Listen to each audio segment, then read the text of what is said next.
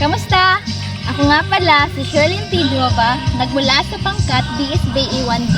At ngayong araw na ito, samahan niyo akong tuklasin ang ating pambansang hayop. Kaya tara, samahan niyo ako. Ang kalabaw ay isang domestikadong hayop na kabilang sa water buffalo na may siyentipikong pangalang Bubalus pubalis. Ito ay tinuturing na pambansang hayop ng Pilipinas at kilala sa pagiging masipag, matatag at matyaga. Mga katangiang sumasalamin sa mga Pilipino. Karaniwang ginagamit ang kalabaw sa pagsasaka bilang pang-araro, panghila ng kariton at katuwang ng mga magsasaka sa bukid. Maliban sa kanyang lakas, ang kalabaw ay nagbibigay rin ng gatas, karne at katad na may malaking ambag sa ekonomiya at kabuhayan ng maraming Pilipino.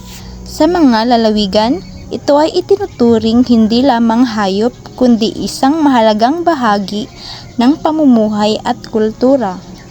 Ang gatas ng kalabaw ay may mataas na fat content, kaya masustansya at ginagamit sa paggawa ng kesong puti at iba pang mga produkto.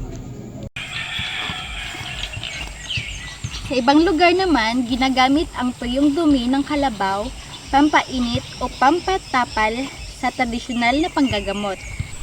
Ang dumi ng kalabaw naman ay ginagamit pampataba sa mga halaman dahil ang dumi ng kalabaw ay mataas ang protina at mabilis lang lumago ang iyong halaman kapag ginamit mo ito. Pang-araro at transportasyon. Ginagamit ang kalabaw sa pang-aararo ng lupa at paghila ng kariton, lalo na sa mga palayan at kabundukang lugar. Kagaya na lang ni Mang Junior na may-ari ng mga kalabaw dito sa Kabukiran, at ang ayon sa kanya, mas gumagaan at dumadali ang kanyang mga trabahuin dito sa bukid. Alam niyo ba na ang gatas ng kalabaw ay mayaman sa calcium, protein at vitamin A at B?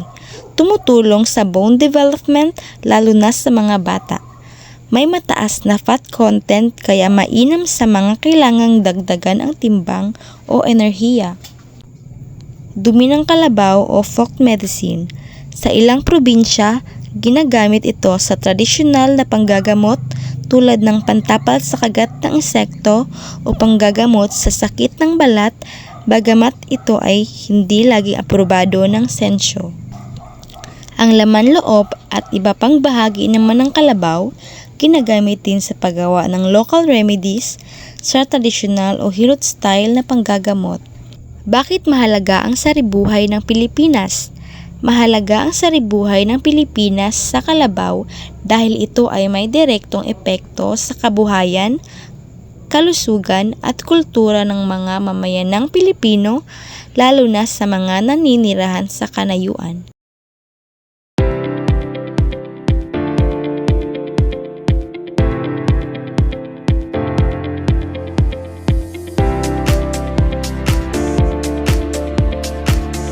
Maraming salamat sa inyong panonood.